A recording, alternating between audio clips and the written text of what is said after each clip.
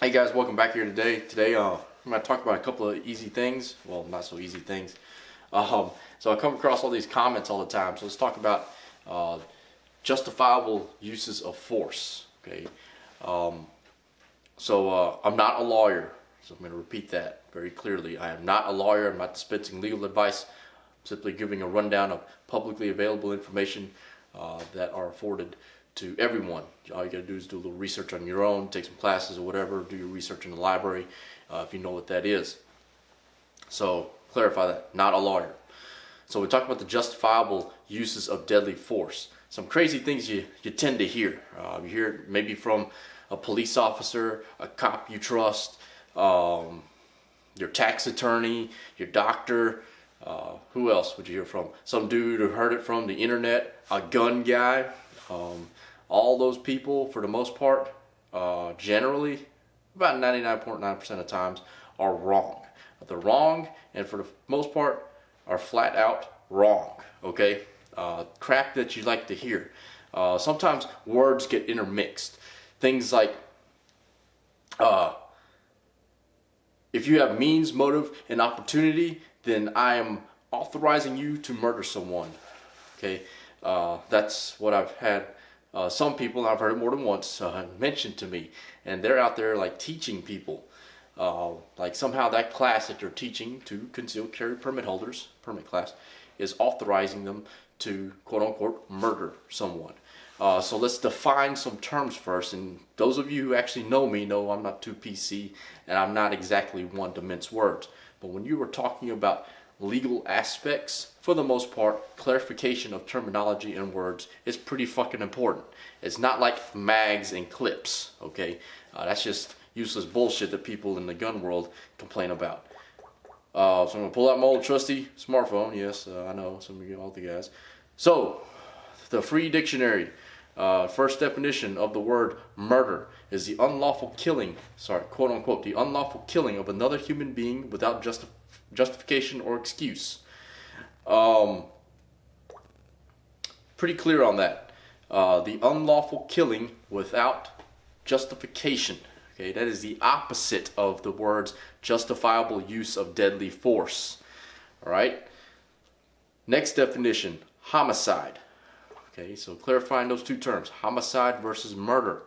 Homicide is the killing of one human being by another human being, quote unquote. Okay, so if you guys know your Latin, homicide's two words, right? Two Latin words, homo, meaning man, of man, pertaining to person, not gay, you retards.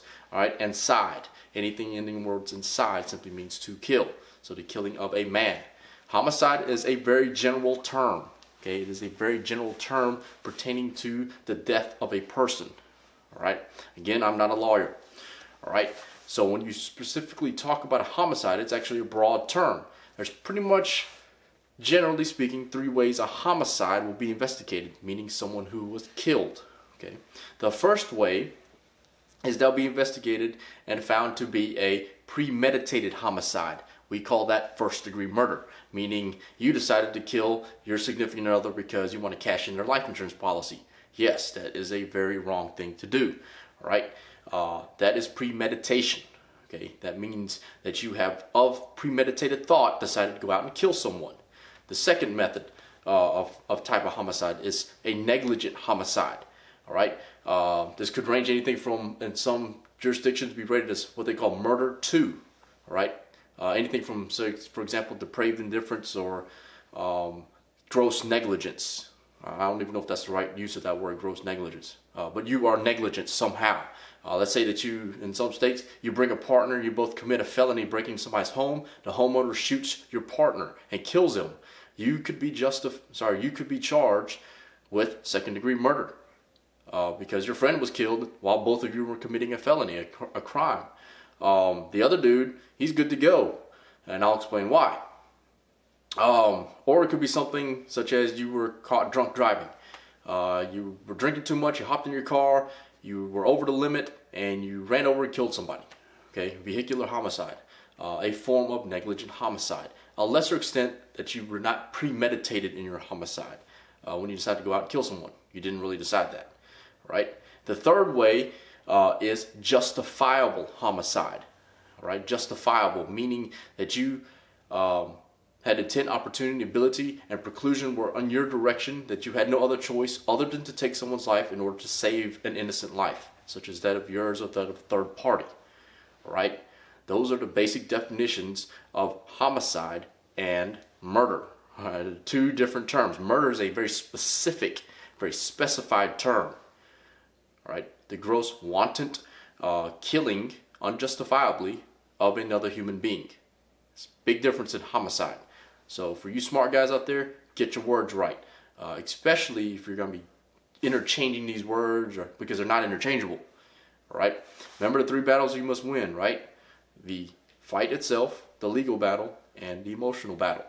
This is pertaining to that first two, essentially, right? So be smart.